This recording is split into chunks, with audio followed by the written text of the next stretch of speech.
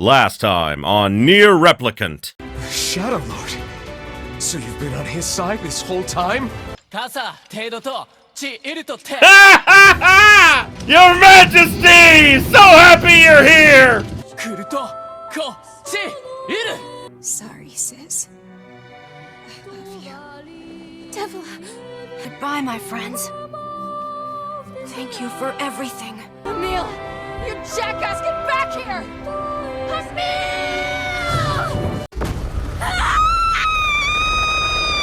Oh my god, he did it again! Oh, fuck. It seems some headstrong idiot has decided to push me beyond my limits. You and your sister. You have a good life. That is not okay!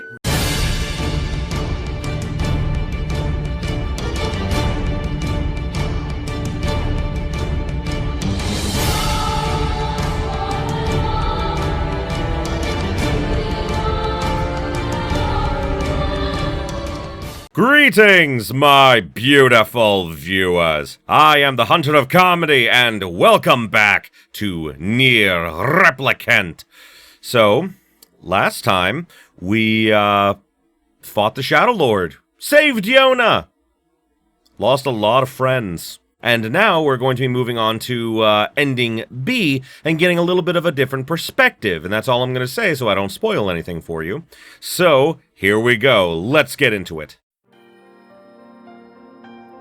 Whenever I interacted with Yeah. Kaine, I was reminded about something from my past. Yep, we're starting here. Maybe my mind has been confusing her with my sister this whole time. Anyway.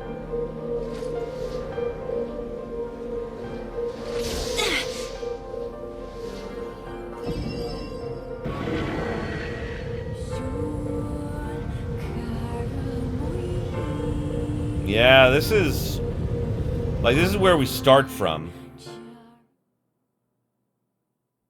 Kaine's dreams, discrimination, yeah. The sound of rain filled the village. The steep cliffs that surrounded the area magnified sound, causing even the slightest drizzle to rattle like a thunderstorm. Thin whiffs of smoke streamed from huts as the villagers huddled in their homes and waited out the rain. A single child, however, had braved the downpour and was now wandering slowly toward the wooden, hawk-shaped weather vane at the center of town. The wanderer reached the vane, which had existed for as long as anyone could remember, and stared. The child's face was simultaneously delicate and fierce, like a teacup that had survived a shipwreck. Wow, that's an interesting way to put it. Those traits combined with pale skin to give the face an almost sexless quality. If the beak turns east, I go home. If it stays west, then I... Child blinked. Slowly rain dripped down the young one's short hair and began its long descent to the ground. Come on, come on! Child felt a slight breeze and watched as the vein slowly creaked to life. Spinning this way and that for a moment, it finally settled with the beak pointing firmly toward the east. East? Really? Before the vein could move again, a jagged rock came spinning, tumbling through the air, striking home against the child's head. Force the blow dropped the child to the ground as a hail of stones began to fall all around. Oh no, they found me. A heartbreaking smile crept across the child's face as the stones continued their assault. Through the rain, the sound of multiple footsteps grew louder before a voice rang out. Yoo-hoo, Kaine! Voice belonged to Demo, worst of all the bullies in the area. As Kaine struggled to stand, a final stone came skittering through the mud and bounced against her foot. Blood oozed from a cut above her eye and blurred her vision, but she could make out the shapes of Demo and his usual gang of idiots. The boy seemed to be taken aback for a moment by Kaine's seeming indifference to the blood dripping from her face, but quickly regained his bravado. What's up, freak? You like the rain? You like getting all wet? Or did you finally decide to run away from home? Though she knew it was futile, Kaine turned to leave. Before she could get a few steps, the other children scrambled to surround her, cruelty burning in their eyes. Kaine knew, though, those were not the only eyes on her. Tormentor's parents watched from the safety of their homes. She was attuned to this sensation. It was one she had experienced many times before. While some villagers simply turned a blind eye to the actions of their children, many encouraged it openly. In a society ruled by superstition and fear, Kaine was something to be hated and, if possible, destroyed. What the fuck? I didn't say you could leave, freak. Demo's words chewed at her like a worm through an apple. He can't hurt me, she lied to herself. Be strong, be brave. He can't hurt me. He can't hurt me. He can't hurt... Oh, look, the little freak's gonna cry. What's wrong? Are you sad that everyone hates you and wants you dead? My god, what the fuck is wrong with these, people? Kaine prayed for the rain to flood down and carry her away from a world that seemed to have no place for her. But if there were gods, they chose to ignore her. As Demo crept closer, clouds began to thin and the rain slowed. Even the weather hates me. I'm useless, a failure. Wish Demo's rock had taken my head off. Kaine couldn't meet Demo's leering gaze. She lowered her eyes and stared at the muddy ground below. The bully moved forward until he was inches away. She could smell the scent of old meat on his breath. The boy grabbed Kaine's face with thick fingers and yanked it upward. She tried to turn away, but he forced her gaze back and jammed his thumb between her eyelid to pry it open. Show me. No. Did you just say no? Demo grinned evilly. You can't say no to me. No one says no to me! Not even taking his attention from Kaine, he called to his cohorts. Come on, guys! Let's give the freak what she deserves! As soon as Demo finished, kicks and blows began to rain down upon Kaine. Demo paused, still grinning, as Kaine curled into a ball and tried to make the pain stop. I don't get you, freak. What you acting like a girl for? Everyone knows what you really are. Kaine ignored the question, using instead to stare at the weatherman. He continued to point east, as if supremely confident about the future it had chosen for her. Go home? Yeah, that's a funny joke for someone with dead parents and no home to go to. Freak! Chanted the children. Freak! Freak! Freak! Kaine closed her eyes and listened to the rain, waiting for the pain to start again. As the clutching hands of the village children closed around her, she bent her mind to the sound of the rain, letting it become her entire world. The rain fell. The pain never came. Only when the laughter of her tormentors turned into terrified cries did she dared to open a single blood-caked eye. Kaine was shocked to see Demo sprawled on the ground, holding his head and screaming in pain. She could see blood welling from spaces between his fat, twisted fingers. Oh my god, he's crying! He's actually crying! Deprived of their leader, the other children glanced back and forth between themselves, as if waiting for someone to step forward and take charge. When no savior emerged, they began an uneasy shuffle away from Kaine. The young girl was the least of their concerns. Instead, their attention was wrapped on the ancient woman standing a few feet away. After struggling for a moment, she finally spoke in a voice thick with rage. Hurts like a bitch, don't it? Now I suggest you scatter before I throw another one. And if any of you little bastards ever touch my Kaine again, I'll do worse than throw a rock. You can count on it. The old woman crouched down and gently touched the hand Demo was using to cover the wound. Before he could think to protest, the woman ground her palm into the wound and twisted back and forth. Ow! He screamed, leaping to his feet. Stop it! What are you doing? Quit whining. Ain't no one ever died from a scratch. You hit me with a rock, you stupid bitch! A big one! That thing could have killed me! The old woman shrugged. That's the best cure for stupid! Fuck yeah! I love Kaine's grandma!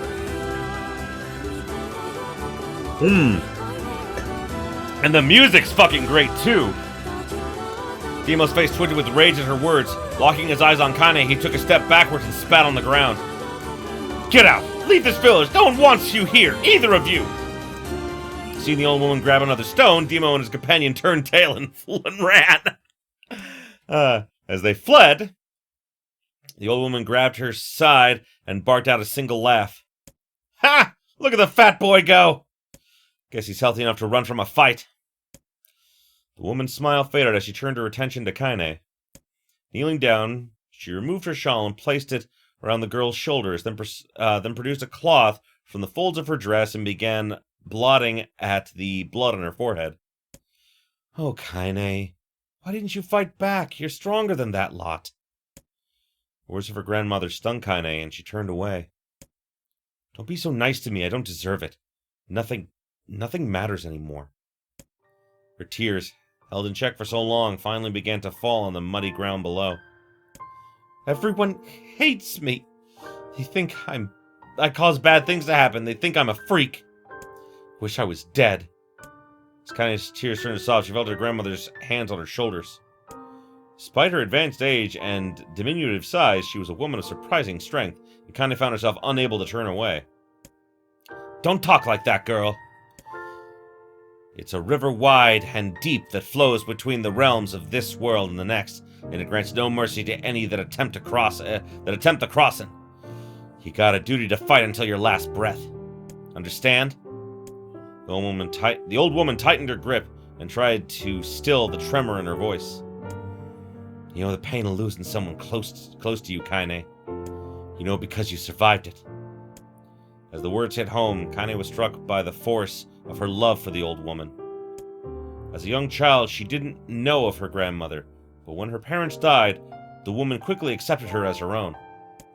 Grandma, as Kaine called her, was cunning, vulgar, and quick to violence. Their first few years together had not been easy. But with each year that passed, Kaine and her grandmother had grown closer. However, it was only now, sitting in the mud with tears and blood caking her face, that Kaine truly understood the depths of her affection. Here was a woman who had seen hard times, who had seen death, who had fought through all these things and somehow emerged on the other side. If anyone could understand Kaine's pain and loneliness, it was her. Do I make you sick, Grandma? Of course not! Don't be an ass! Kaine drew her grandmother's moth-eaten shawl around her body and shuddered. But my body, it's not normal. If I was normal, then Mom and Dad wouldn't... Hush, interrupted Grandma. I'll not hear another word of this nonsense. You're my granddaughter, and I love you. And if folks have a problem with that, they can just go to hell. Fuck, I love this woman! No wonder, that voice that, tried to pretend to be, her grandmother. No wonder Kaine was like, fuck you, bitch! With that, the old woman reached out and placed a wreath of dried flowers in Kaine's hair. The skill it took to bend the flowers without breaking the stems or losing a single petal was remarkable, and the beauty of it made Kaine want to cry all over again. Oh my gosh, these are lunar tears! Grandma, you made this for me? Lunar tears were legendary flowers. Most people could live their entire lives without ever seeing one, and yet her grandmother had somehow collected a dozen or more. Kaine reached up and touched the wreath as if she couldn't believe it was real. Where did you find these? Yeah, I just stumbled on them while I was out doing the shopping.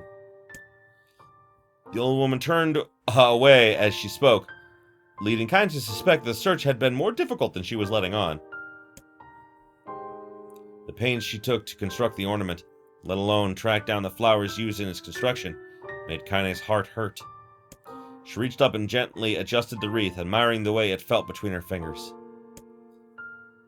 Didn't quite turn out right, said her grandmother as she squinted at it. These old hands have trouble with delicate work, but it sure looks good on a pretty girl like you. Kaine blushed and turned away. You think I'm pretty? Of course you are! What a fool thing to say! Thank you, Grandma. Her grandma smiled. We're gonna be fine, you and me, she said. As long as we got each other, we'll be fine. Kaine took her grandmother's hand in hers, and the two of them struggled to their feet. As they began their long walk home, Kaine gripped the hand with all her might, as if trying to stop smoke from drifting away on the wind. The rain had stopped.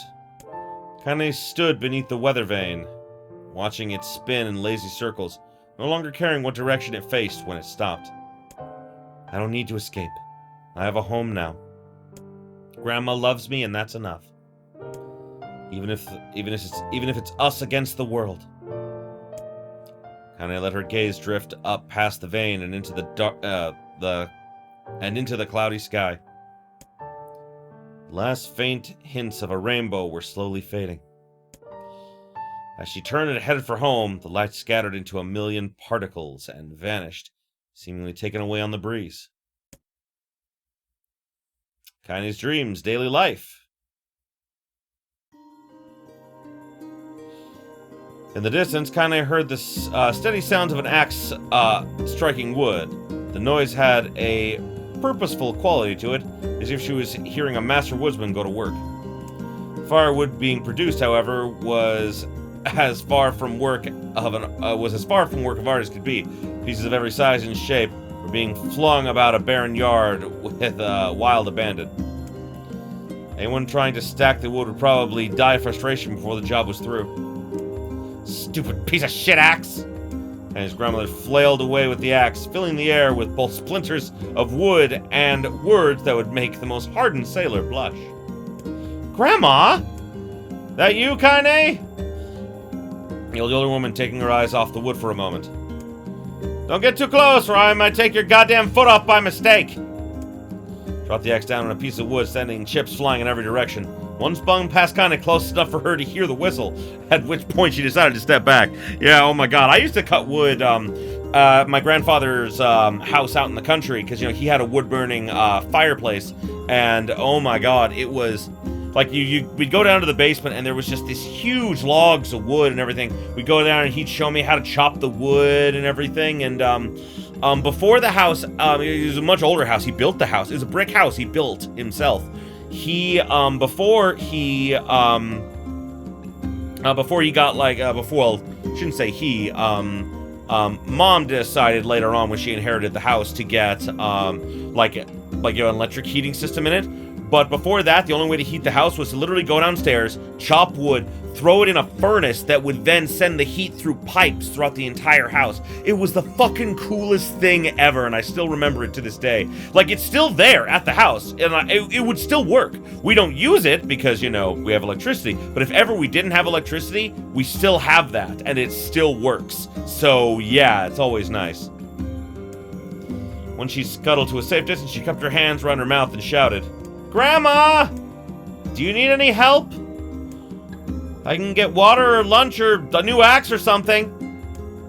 The axe, poised to strike another wobbly blow, paused in midair. The old woman considered her granddaughter's offer for a moment, then smiled. Tell you what, since I'm doing a piss-poor job of chopping, why don't you come here and take over so I can get the water?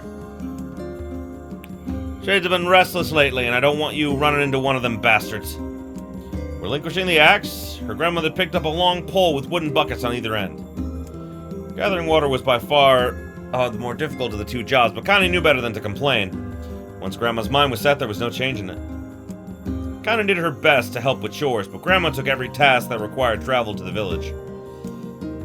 Though she had a long list of plausible excuses, Kaine knew the real answer. She didn't want her granddaughter to be taunted and harassed by the villagers. Once Kaine moved in, Grandma decided to take up residence a good distance from the area. Out of sight, out of mind seemed to be the best policy when it came to the villagers and her granddaughter, and rare were the days when any but the two of them could be found on the rocky acre of land they called home. Kaine enjoyed the solitude, but harbored a secret resentment that her grandmother was forced to spend her golden years in such a place. After watching her grandmother leave, Kaine turned her attention to the task at hand. She had never chopped wood in her life before and soon discovered why the old woman hated the chore. By swinging the axe and producing only a tiny crack in the wood, and when she finally managed to connect with a solid stroke, the tool embedded itself in a log and refused to budge. Frustrated, Kaine swung the axe above her head and threw it, log and all, across the yard. Well, she had it partially right. Typically when that happens, what you need to do is you lift up the whole thing with, like, you know, the axe in it, and you slam it down on whatever, you know, you're, like, you know, slamming onto. Most likely, like a larger chunk of, like, you know, wood that you're, like, you know, chopping all the other pieces of wood on. Either that or, like, my grandfather showed me a trick where he would have, like, a hammer, and he would hammer in the, like, the back of the axe when it was embedded in the wood to make the axe go all the way through, and eventually the wood would split in two. It was a really cool trick. I remember so many tricks that he taught me. Like, my grandfather and like my family in general taught me a lot about, like, just like life and surviving and everything. I mean, like, and sure, like, you know, like, I'm not a survival expert or anything like that, but, you know, if the apocalypse happened, I would at least know how to hunt. I'm not very good at tracking, but I know how to track. And I also, I mean, like, I haven't tracked for over 10 years, so I'm probably horrible at it by now. I don't want to give you any false impressions here. But, you know, I learned how to do it once a long time ago. My brother's father and my grandfather taught me a little bit about it. And, like, I know how to chop wood. I know how to do a lot of things that, like, a lot of people just don't know how to do. So, yeah, I'm pretty proud of that. Damn it! Oh, crap. She suddenly understood the joy her grandmother felt in a good curse. Happier now, she picked up the axe, forced it from the wood, and resumed chopping. She had a natural skill with a blade, but the task was challenging. Blisters soon began to form on her small pink hands. This is tough. My logs are all weird sizes. Spitting on her palms and ignoring the pain, Kaine redoubled her efforts. Just as she developed rhythm, Grandma returned from the village. Setting down her buckets with a small sigh, she took one look at the logs and coughed out a wheezy laugh. Pretty clumsy, girl. You better practice if you... Her grandmother suddenly collapsed to her knees, causing one of the buckets to wobble precariously. Eyes wide, Kaine dropped the axe and ran to her grandmother's side. Grandma! The old woman shook her head and pointed a feeble finger at the bucket. Get the bucket! Can't let it spill! Kaine studied the bucket with a foot as she knelt by her grandmother. A small bit of water sloshed over the side and made a new home in the hem of her dress, but Kaine didn't notice. Grandma! Grandma, what's happening? Crazed with panic, she grabbed her grandmother by the shoulders and shook. After a moment, the woman lifted her arms and batted Kaine away. Stop that! Just stop! She cried, breathing heavily. It ain't like I'm dying. Just tired from the trip is all. Kaine desperately wanted to believe her, but one look at the old woman's shaky hands and worn face told her more than words ever could. Her grandmother had lived a long, hard life, and soon the bill was finally coming due. The time when their grandmother watching over Kaine was ending. Sooner than either of them had feared, the positions would be reversed. Next morning, Kaine came to her grandmother's bed and took her wrinkled hand. Grandma, you're sick and you need medicine. I'm going to the village. The old woman shook her head and tried to rise, but Kaine gently pushed her down. It's all right, she said. I'll be fine. Her grandmother fixed her with a gaze that could melt steel. After what seemed like an eternity, she finally lowered her eyes and sighed. Well, I don't like it, goddammit. I guess I should quit being so stubborn and let you grow up. The old woman watched as Kaine strapped on her boots and made her way down the road to the village. Hours later, an unseen sun made its way across the dark and rainy skies. She was still watching. Kaine moved at a brisk pace, checking her pockets every few minutes to make sure the money her grandmother had given her was still there. Every noise caused her to spin on her heels, making sure she wasn't being stalked by a shade, or worse, Demo and his gang. She encountered neither tormentors nor shades, and Kaine finally found herself at the entrance to the village. The few adults she could see glanced sideways at her. She then muttered to each other behind raised hands before slinking away into the shadows. Her heart racing, Kaine took a series of rapid, shallow breaths and tried to calm herself. I have to prove myself. I have to help Grandma. I have to be strong. She chanted those words to herself over and over as she slowly made her way. Finally, her eyes settled on a rotund older woman who was angrily waving her arms in the air and telling anyone who would listen exactly what she thought of Kaine's presence. Hey lady, Kaine said with a voice she did not feel. Where's the apothecary? The woman's flabby cheek shook in bewildered anger. How dare this thing speak to me? They seemed to say. But Kaine saw that her eyes held a different emotion. Fear. Yeah, we're both scared, lady. Trust me on this one. Which way?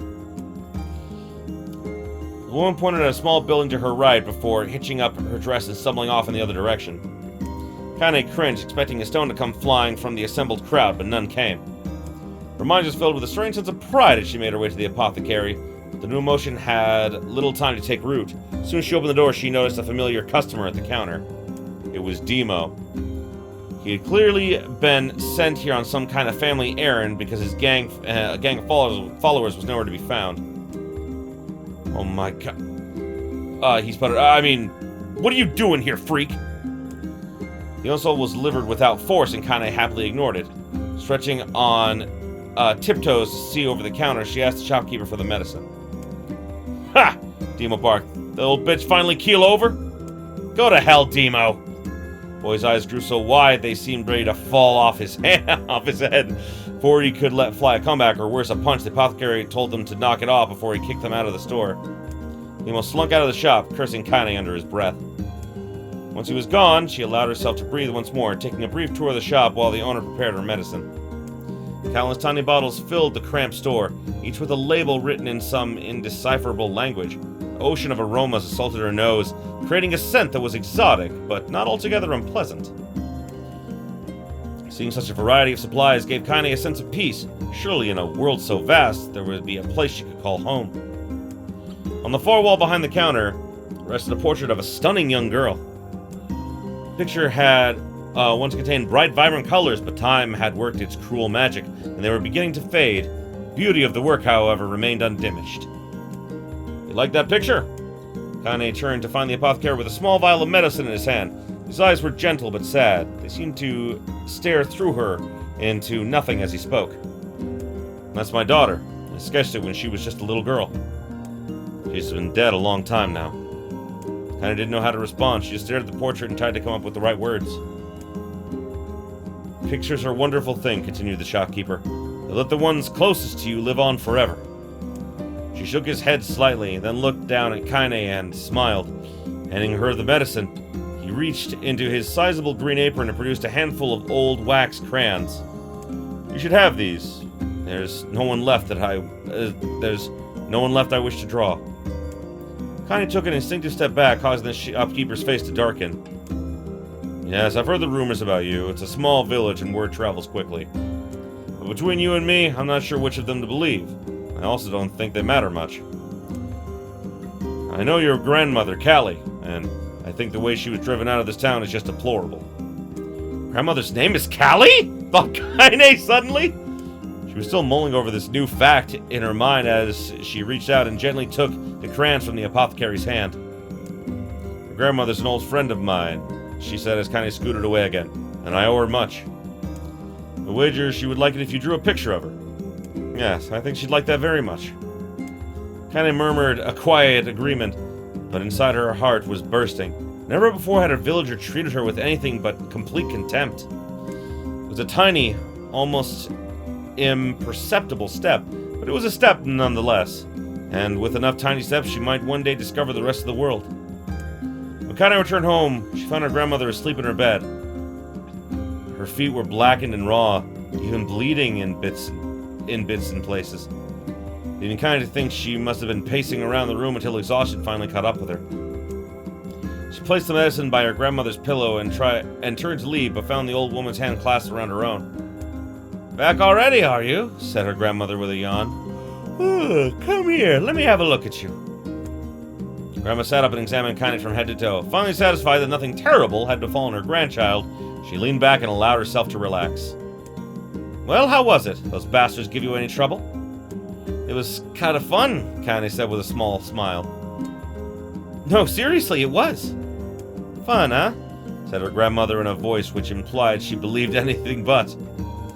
Uh-huh. So anytime you need me to run an errand, just let me know. As she spoke, Kaine removed the crayons from her pocket. After a brief explanation of their source, she informed her grandmother she was going to sketch her portrait. A portrait of me? Ridiculous. No one wants to stare at a wrinkled old crone. But Grandma, it'll make you live forever. Horse shit. Ha ha ha! Said her grandmother, throwing back the sheet from her bed. Living forever would just piss me off. Now put those crayons away and help with dinner. But Kaine would not relent, and in the end, Grandma found herself leaning against the wall of their house as if posing for a master artist. That's right, there are pictures in Kaine's little shack there. Oh, it was her grandmother. Kaine took up the crayons, her eyes eyed her subject carefully and set to work. As her grandmother was about to nod off, Kaine finished the piece. After staring at it for a bit, she released it from her grip and slowly let it drift to the floor. It's terrible. It doesn't look like you at all. I'm sorry, Grandma. I thought these crayons would, make drawing easy or something. The woman's eyes narrowed at her grandmother's disappointment. Let me be the judge of that, she said, ignoring the pain in her back and reaching for the paper. Sketch could have been a person's face. It could also could have been a boulder, a lump of clay, or an incredibly misshapen loaf of bread, all rendered in a chaotic array of colors. The old woman stared at the picture for a long time, then slowly wheezed out a laugh. Oh, Kaine! You truly are my blood. You're as clumsy as me, and I love it. But, hush, I won't hear any more bull about how ugly you think it is. It came from the heart, and I'll treasure it always. True to her word, the old woman gave the picture a place of honor above the kitchen table. In the days that followed, Kaine would often catch her staring at the portrait with a strange smile on her face, an action she interpreted as silent, mocking laughter. A week later, Kaine could stand no longer and asked her grandmother to take the artwork down. Posh, said the old woman. I'll take this down when they roll me into my when they roll me in my shroud. She pondered this for a bit, then turned to Kaine and dropped to one knee. Listen to me, girl. Seeing this picture makes me happy in a way I've never felt before. And it makes me want to go on, so that someday you can feel the same happiness. It was a moment that burned itself in Kaine's memory. Perfect blend of pride and love and joy that came together to form a lifelong remembrance. She swore she would never forget this moment, to never forget the old woman who had made her place in the world possible. Times moved on, people and memories moved in and out of life like ghosts passing through a hall. But this moment will be different, Kaine swore, because I'll remember it forever. Forever. Separation. Wow. Kaine listened to the sound of crackling firewood and stared at the black object on her plate. She'd been pushing it around the wooden disc for a good 10 minutes, ignoring the bemused stare of her grandmother. Finally, she summoned her courage and gave the object a brief sniff. A sharp, bitter scent flew up her nostrils and made its home there, causing her face to twist with disgust. Grandma, can't believe you want me to eat a bug. The old woman threw some more wood onto the cooking pot and snorted. It's no bug, you you fool girl, it's a berry. How the hell would I be feeding you bugs? Yeah, well, it sure looks like a bug, said Kaine. I think it's burnt or something because it smells terrible. That Kaine held her nose and threw the berry in her mouth, chewing as little as possible. Oh yeah, that's terrible, all right. Why, you little brat, laughed the old woman. Look at the sass on you. You've been spending too much time with me, and that's a fact. 5 years had passed since the moment when Kaine's grandmother saved her from the bullies. Oh, wow. As is often the way with two stubborn people, their relationship had grown in fits and starts, but moved forward all the same. Meals that used to be somber affairs are now filled with laughter and hurled abuse in equal measure. Kaine could not remember a time when she had been happier. As the years went by, Kaine started to shoulder more and more of the daily responsibilities. Her grandmother's legs grew weaker by the day, and she could no longer do any of the chores she used to take for granted. Yeah. And so this morning found Kaine lacing up her work boots with breakfast of a burnt berry rolling through her belly. Where are you going today? Asked Grandma suddenly. Kaine looked up surprised. The old woman rarely asked for specifics anymore. I was gonna go check out the kelma trees and see if they were ripe. Thought we could make some jam or something. Oh, and I'm gonna go pick up some flagstones. So I need to take the wheelbarrow. Flagstones? What the hell for? Kaine stared at her grandmother and held out an arm and swept around the home. Consisting mostly of cloth, rope, and rubble, the old place sagged like a boxer in the final round. Grandma, a dying cat could shoot through this home. Gonna build a stone wall so we have some protection. The old woman laughed, exposing her toothless grin to the world. God damn, girl, if a bunch of thieves want to ransack this old place, let them come. We got nothing worth stealing anyway. I'm not worried about thieves, I'm worried about shades. People saw one west of the village yesterday. The woman tilted her head and stared at her granddaughter. Well, shoot. I guess I know why you have to do it today. You can worry about it. I don't know why you have to do it today. We can worry about it some other. Grandma, no. Grandma, yes. Grandma, no. Grandma, yes. If I don't go to the kelma trees, we won't eat tonight. You know that. A confused expression passed across the old woman's face, and for a moment she was a small child lost at a carnival. Yes, she said after a bit. Yes, of course you're right. I'm sorry, Kaine. Lately, it seems my mind is... She didn't finish the thought. Said, wandering over to her nightstand and gently taking the wreath of lunar tears from the drawer. Flower's petals had aged to a brilliant whiteness. Kaine thought it was more beautiful now than the day she first received it. You're gonna be a true woman soon, Grandma said as she placed the flowers in the girl's hair. So that means less clatter about shades and building fence and walls and more talk about how beautiful you've become. Annoyed, Kaine reached up and removed the garland, but the look in her grandmother's face stopped her hand. You're a beautiful thing, said the old woman, and there ain't another like you in the world. I'm very proud of you. Okay, Grandma, that's enough goddamn compliments for one day. Such a mouth on you. Where did that come from? Gee, I wonder. I'll teach you to sass me, girl. Suddenly she lurched forward and grabbed Kaine by the ears, pulled her around the room with a crazed grin on her face. Grandma, she said in a quaking voice. Grandma, stop it! What the hell? The old woman stared at her and blinked, then slowly held her wrinkled hands out as if it was the first time she'd ever seen them. Oh, I don't know what happened there. I'm sorry, girl. Sometimes my mind just... Kaine thought the look in her grandmother's face was the most heartbreaking thing she'd ever seen. Listen, maybe I should stay home after all. No, I won't have you stay here to keep an eye on an old codger like me. You go get your fruit and your wall and whatnot. I'll be fine. When you come back, I'll have a nice grasshopper dinner waiting for you. Kaine rolled her eyes, then kissed her grandmother on the forehead and made ready to depart, trying desperately to ignore the worry that was gnawing at the walls of her heart. Kaine could feel the old woman's eyes watching her as she moved down the path. Don't turn around. Don't turn around, she told herself. But in the end, the temptation was too great. She spun on her heel for one final look at a small, bent woman standing in front of the ramshackle hut with a sad expression on her face. God, she looks so old now. Like the wind could reach down and just carry her away. Kaine worried about her grandmother all day, causing her work to suffer. What little fruit she could collect was tossed carelessly into the wheelbarrow. She only found a couple of stones before losing interest in the project. Finally, as dusk approached, she decided to call it a day. Cursing herself for the lack of focus, Kaine pushed the nearly empty wheelbarrow back down the path.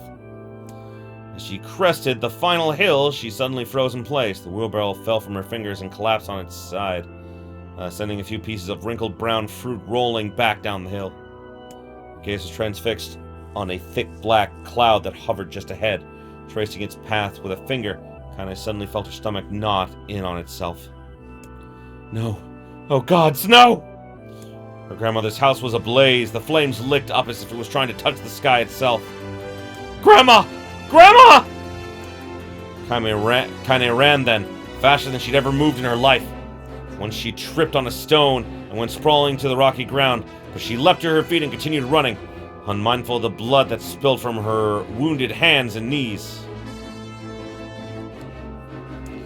As she got closer and closer, Kaine's mind began to race in time with her footfalls. It's too dark. It's too dark. Not just fire. Can't be fire. Too much smoke. Gotta save her. Gotta save her. She burst into the front yard and came to a sudden halt, her suspicion confirmed. Smoke from the fire was mingling with the thick, inky blackness of an enormous shade. The massive creature supported itself on 3 twisted feet and achieved balance through means of a large armored tail. Scales, horns, and claws sprouted from its body in a random, chaotic pattern, giving it the appearance of a lizard designed by some insane god. Seeing Kaine, it let out a roar and flicked its tail, sending small whirlwinds toward the yard. For a moment, the creature retreated into a shimmering, inky blackness, as if her mind was unable to comprehend that such a thing could actually exist. Then the smell hit her, a blend of rotted meat and excrement, and the horror became real once more. The creature bellowed again. This time, Kaine responded with a scream of her own. "All right, you bastard," she thought as she screamed, as her scream echoed off the high cliff walls around them. "It's you or me, let's go!" Shade eyed Kaine with bemused interest. Then it began looking from her to the house and back again, as if urging her to look at the destruction it had so gleefully wrought. There was dread building in her heart. Kaine glanced toward the house.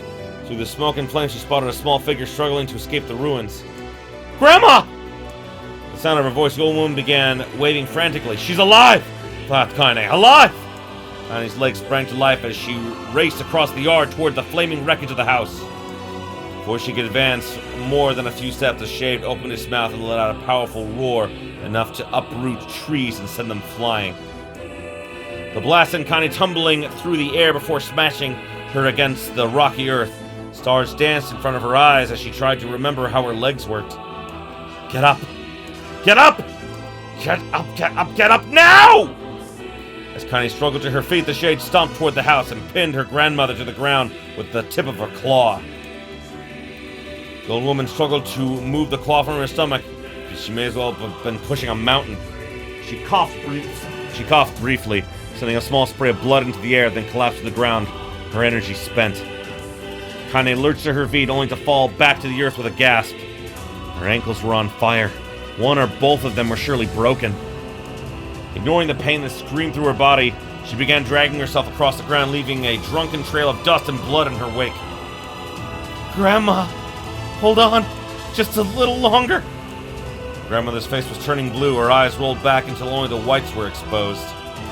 Kaine pulled herself across the ground with maddening slowness, the distance seeming to increase with every second that passed. The shade glanced between the two women and flicked out its tongue, its giant mouth turning up at the corners. Short, panting breaths blenched from somewhere deep inside its core. Bastard, laughing at us! She had no idea how such a mindless creature could experience emotion, but there could be no doubt the shade was taking joy in their suffering. Yeah, I see your plan. Shade moved its claw, allowing Grandma to breathe again, still keeping her alive, only to snuff out her life when Kaine was close enough to touch her. I'm gonna kill that bastard! Summoning all her strength, Kaine rose to her feet. There was a sickening snap from her right ankle as her foot twisted backward, but she forced it from her mind and began to hobble toward the monster. Pulling a small knife from the pouch at her waist, she leapt on the foot that pinned her grandmother and plunged the weapon deep. Give her back! She screamed. Give her back to me! It was like stabbing a rock. After a few swipes, the knife broke at the hilt with a dull snap. The shade panted laughter again, and raised its tail and sent rubble through the air toward the young girl that was lashed onto its foot. Kaine never had a chance. The tail struck her square in the chest and sent her crashing into the burning wreckage of the home. She lay on the ground with blood pouring from multiple wounds. A small, weak voice spoke up. Kaine? Kaine's vision blurred, but she forced herself to focus on the sound. Finally, her eyes cleared enough for her to make out her grandmother's hands reaching out to her through the smoke. Grandma? Kaine, you've gotta run. You can't miss this one. Kaine grabbed the hands and held on with all strength. Grandma, come on, we have to go! The old woman coughed loudly. One of her hands, slick with blood, slipped from Kaine's grasp and thumped to the ground below. Grandma, no! No! I said run, goddammit! You have to live! You have to get through! The thought would forever stay unfinished. Before she could say another word, the shade's claw descended, smashing through the remains of the roof and down upon the shattered figure of the old woman. Blood oozed from the gaps in the creature's toes as the terrible putrid smell assaulted Kaine's nose once again. She stared at the foot, dumbfounded, convinced that what she had seen could not possibly be real. When the creature finally lifted its appendage, all that remained underneath was a twisted, unrecognizable mass of rubble and red. Her grandmother was gone. Kaine blinked, trying to feel the hands which had been in hers just a moment before. For a fleeting instant, she could remember the warmth of that embrace, the trembling of the fingers, then the sensation drifted away on the breeze and was gone. Memories flashed through Kaine's mind, one after another, faster and faster, till they became a meaningless jangle of noise. Kaine screamed, then a thunderous sound that echoed off the cliffs and seemed to roll away forever. The shade eased forward, black ichor pouring from its mouth and dissolving into smoke on the ground below. The earth shook with every step as it crept toward its prey. Kaine's body rose slowly as if controlled by a mad puppet master. Her arms and legs were bent at impossible angles. Her head longed dangerously to the side, yet somehow she managed to stand. Staring at the shades, her eyes began to glow with a deep red fire. The creature, so confident just moments before, took a slow, hesitant step backward, trying to discern if this broken human could possibly pose a threat. Kaine seized the moment. Laughing like a madwoman, she leapt into the air and plunged the shattered hilt of her knife deep into the leg of the shade. Shade shook Kaine off like a fly, sending her crashing to the earth once again. Her chest rose and fell slowly, as if a great weight was resting on it. Moist sounds of pain echoed through her mind. Ugh. Something warm and thick oozed from her ears. Is that blood? I think it is. I think I'm bleeding to death. No. Can't die. Grandma told me to live. Deep inside Kaine's mind, something finally broke. Smoke, the pain, the sound, the pain, the smoke and flames. It all faded away until all that remained was a single incantation repeated over and over. Kill it. Kill it. Kill it. Kill it. Kill it. Kill it. Kill it. Kill it. Kill it. Kill it. Kill it. Kill it. Kill it. Kill it. Kill it now!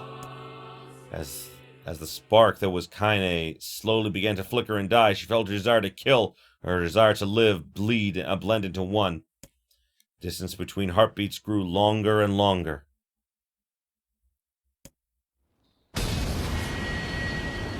Oh wow, and now we're back!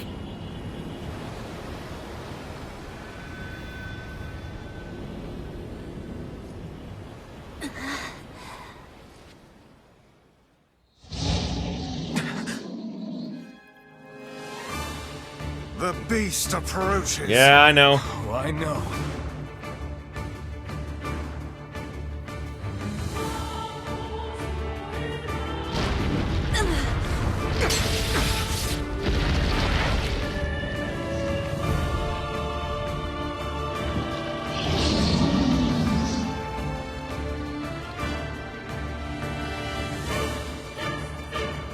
Yep. Yeah, I'm pretty sure this is gonna go exactly the way it did before. And now, once again, it is fisting time! Oh, that's right. No, that's right. We're not fisting this one. We are just snapping its neck. Oh boy. I have killed it. It is the dead. Bam.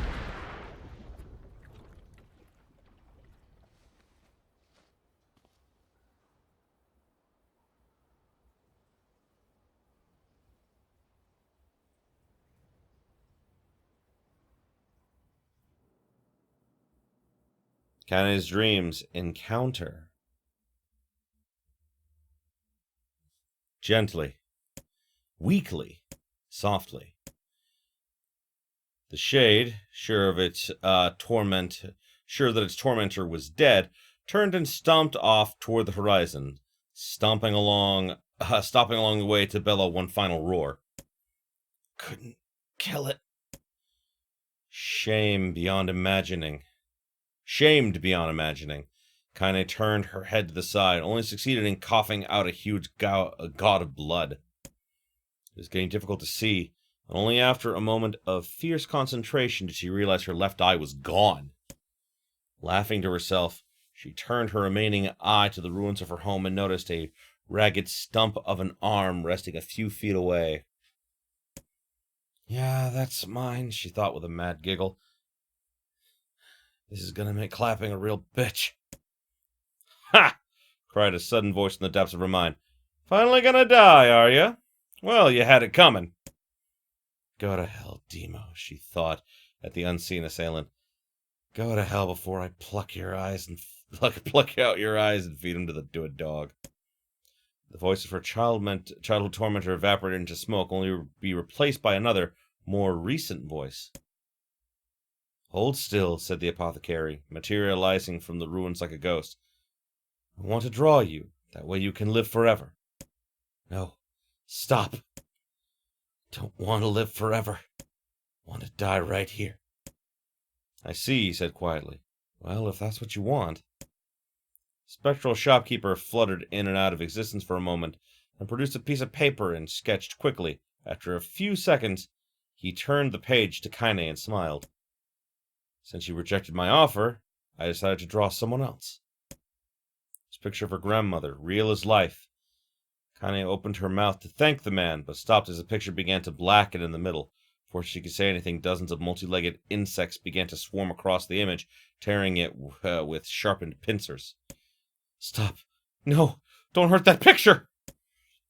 Kaine reached out with her remaining arm and waved futilely at the air. To her surprise, the insects fell off the picture and to the ground below, where they vanished into tiny black tendrils of smoke.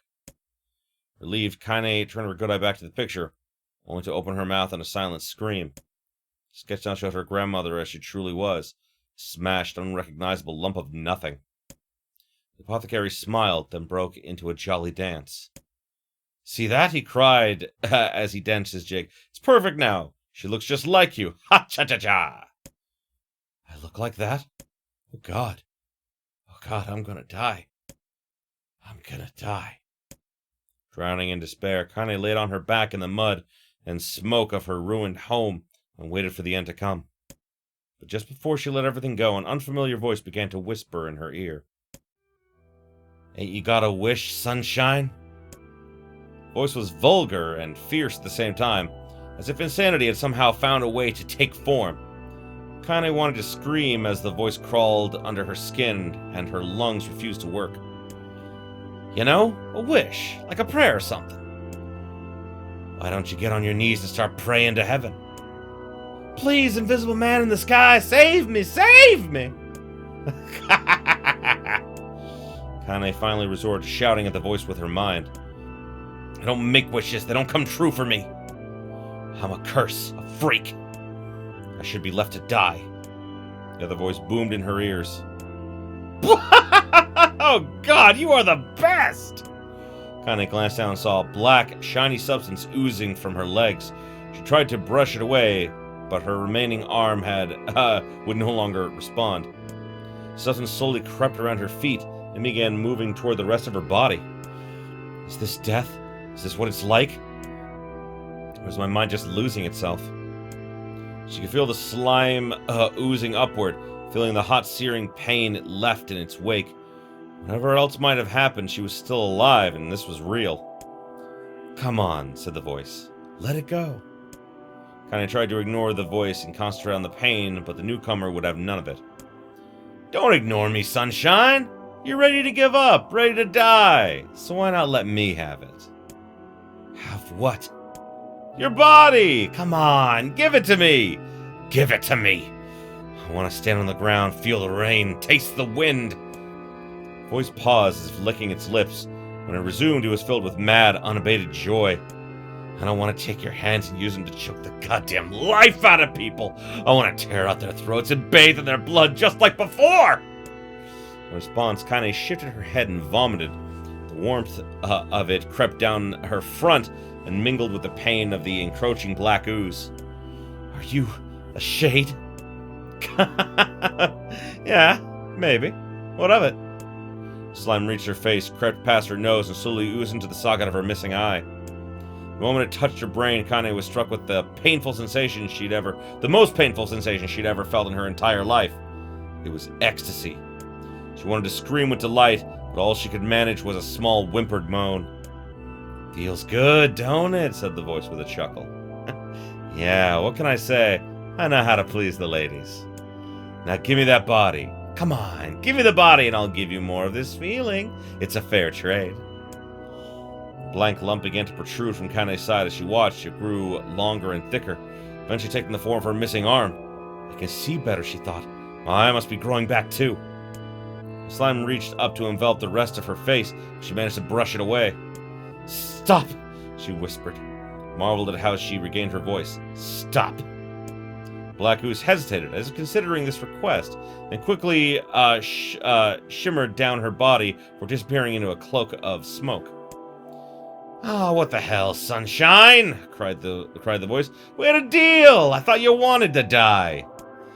Grandma said, can't die yet. A brief image of her grandmother, bloodied and broken, flashed before her eyes. She saw the shade that had killed her and heard its mocking laughter, and closed her eyes and forced the image from her mind.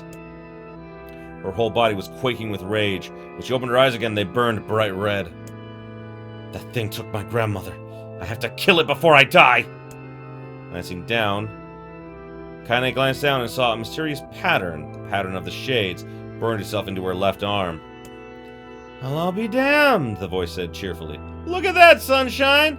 I think you and me are going to be good friends now. Kaine stared at her arm. The more emotional she felt, the more the letters seemed ready to puncture her skin and begin infecting the rest of her body. The arm clearly had a will of its own now. Stop. Gotta stop. Holding her left arm in her right, she took a deep breath and tried to calm herself.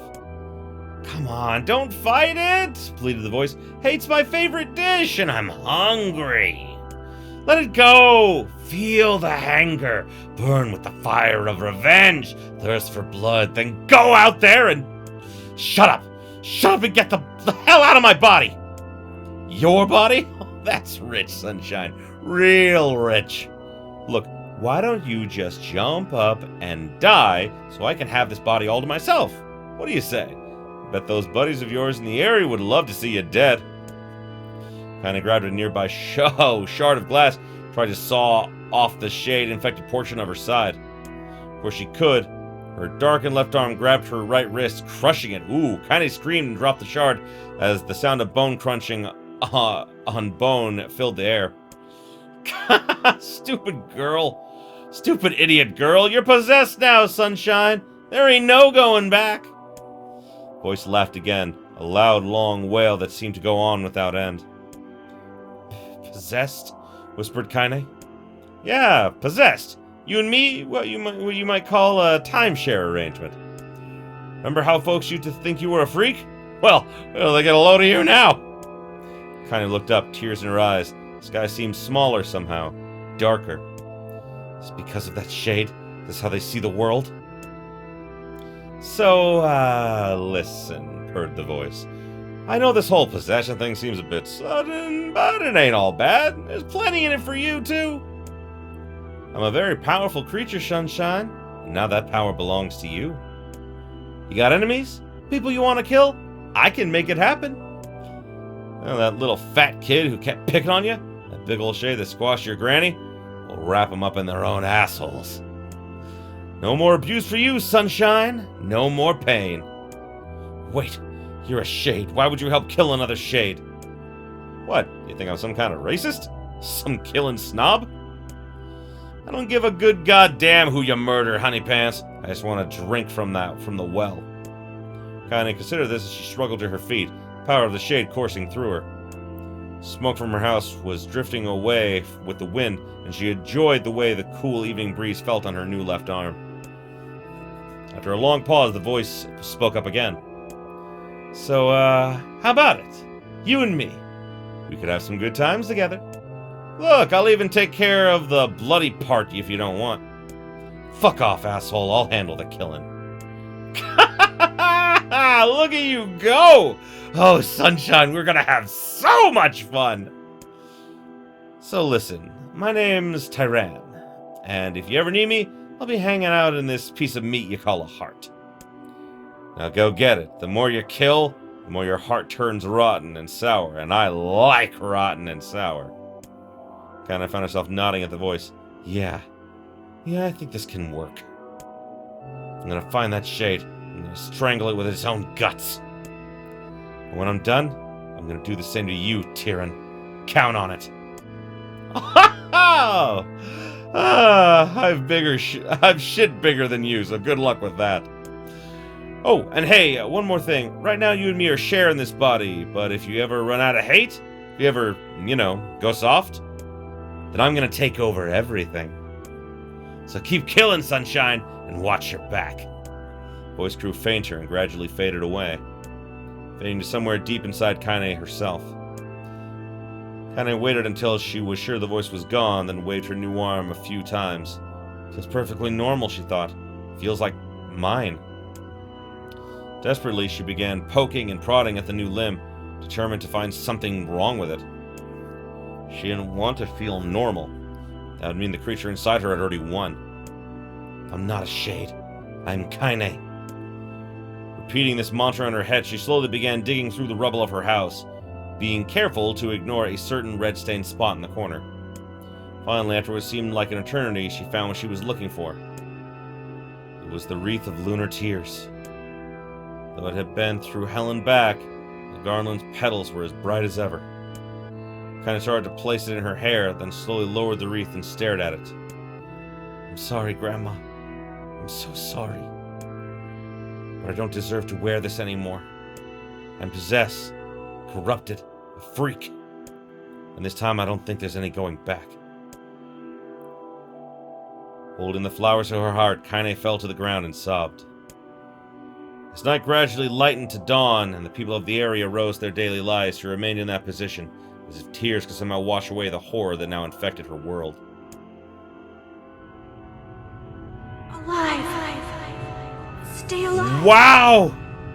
Stay alive. Grandma. We fucking learned Kaine's past! Holy shit! Kaine, you gotta live. You gotta come back to us. Yeah, especially after that.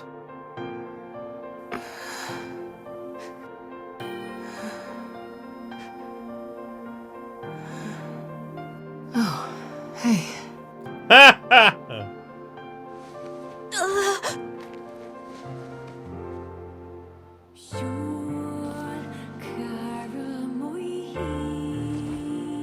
Oh, she still... I love that she recognizes him, though.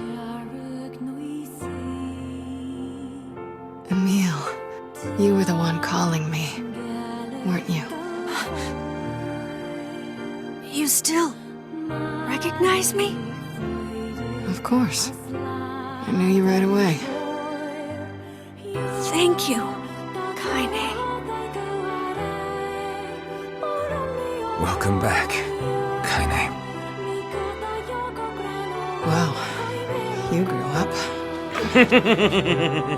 So, how long has it been? 5 years.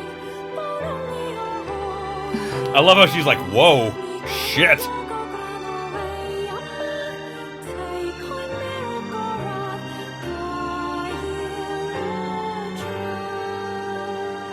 Shit. That's a long time. It is. Any luck with Yona? We are still no closer to finding her. We need a way to locate the Shadow Lord. By the way, this is for you. Is that a lunar tear? It's not as good as your grandmother's, but I tried. No, it's great. Thank you. Oh. Yeah. Now knowing everything she went Kaine through. waking from her long petrified sleep. Emil's unflagging kindness. Our reunion was a happy one, and we let it wash over us like rain. That is, until Devila and Popola had to go and ruin it all. Yeah, and like, that was kind of a hint that they were the bad guys, you know? Are you kidding me? Please, try to. People are tired. Yeah. This is... We can. No, you and... People are afraid. As long as you're. I'm used. But... Well, Yeah. Sorry, I kind of skipped that, but this is all stuff we've seen before. What is the matter? Kaine always sleeps outside. Never even occurred. We should...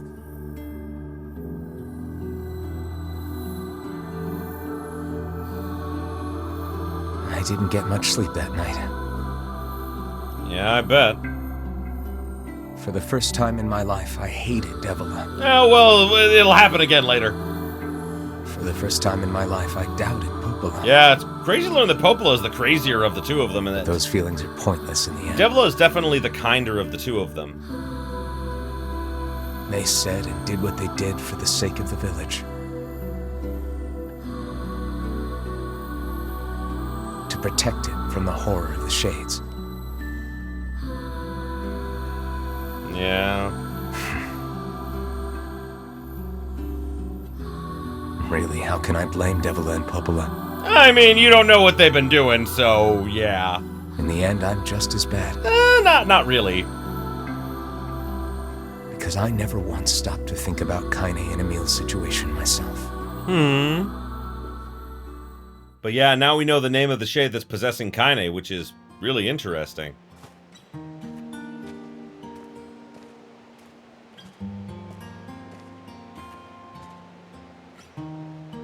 I should apologize to Kaine and Emil, but what good would that even do? I got a fire going, Kaine. Wait, is that... Oh! Campfire? This is new. I don't recognize this. I'm so happy to get to talk to you again, Kaine. Yeah, me too. I tried everything I could think of to save you, you know. I polished you with a special cloth. I poured warm water over you. Wait, you poured water on me? Yeah, but it didn't really do much except make you all shiny. Ha! Hey, Emil. Thanks for saving me. I guess you noticed how I look different now. I'm sorry, Emil. I'm sorry for all of it. Well, I mean, this new form isn't all bad, you know? At least I can look at you when we talk, right? Hey, so why don't you tell me something about yourself? I'm not very interesting. Sorry. Come on, I just want to know you better. Please? Fine. This all happened when I was a kid. Before the whole shade possession thing. My body is... different. And when the villagers found out about it, they started treating me like a freak. Yeah, I know I mentioned it before, but I'll just reiterate. Kaine is intersex, which actually, I talked to my friends about this actually because they know a little bit more about this than I do, is that intersex is not actually as uncommon as I thought it was. When you are born intersex, basically you have two sets of genitals. You have both male and female genitals. And basically, if you are born intersex, most doctors just make the choice for you of which sex you are, and just like, basically, if you're born intersex, more than likely, they just cut off the penis, and like, you cut off the penis, like, take away, like, you know, like, everything, and basically they do, like, constructive surgery at, like, when you're born, so that, you know, you'll grow up with only one set of genitals, and it's just like doctors sometimes do it without even telling the parents, and it's like, what the fuck? It's so fucked up, but I mean, like, you know, I found out it's not as rare as I thought it was, and, like, you know, there's a lot of people that were born intersex that are now, like, one gender or another and everything, and just, you know, I don't know why people can't just let people be both, you know? I mean, like, what? It's not like it's hurting anybody, you know? But one person, my grandmother, accepted me just as I was. Yeah. No matter how bad things got, she gave me the strength to keep going. She's really special to you, huh? Yeah. Oh, hey! That gives me an idea. Since we cured your petrification, we should start looking for a way to cure your possession in my body. I know we can do it if we all work together. Heck, it'll probably be super easy. I don't think that's the case! Let me guess. More warm water? Okay. Can we just forget I told you about that? Oh, that's adorable.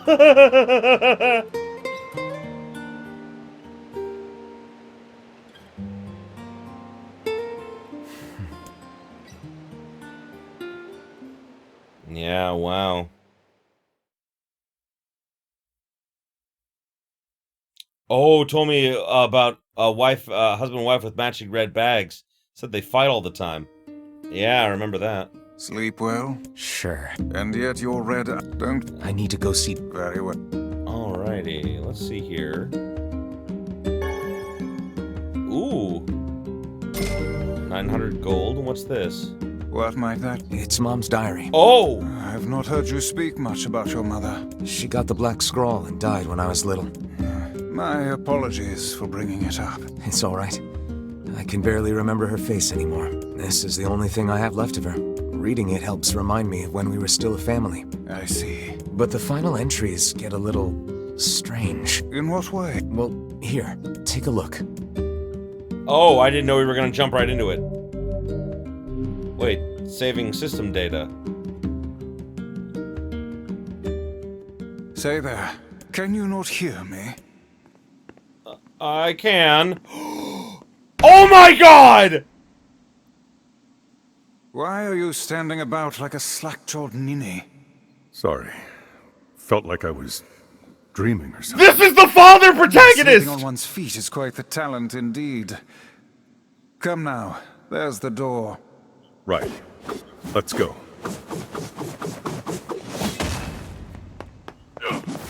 Dude! Why are we the father protagonist? Why are we him now? I'm not upset. This is... Guys, you can finally see what he looked like. Wow! I told you about this, but I mean, like, this is like the guy from Nier Gestalt. This is when it's the father. Shooting beyond this point, you will be unable to save until the battle is over. No. I think what we're gonna do is we're gonna end this episode here, and we're gonna pick up right here. Like, I'm gonna start this right here in the next episode. Oh my god! What is this? Oh, this is so cool! Oh my god! Also, I got some new words, I think. Oh wow, yeah, that's a lot more powerful.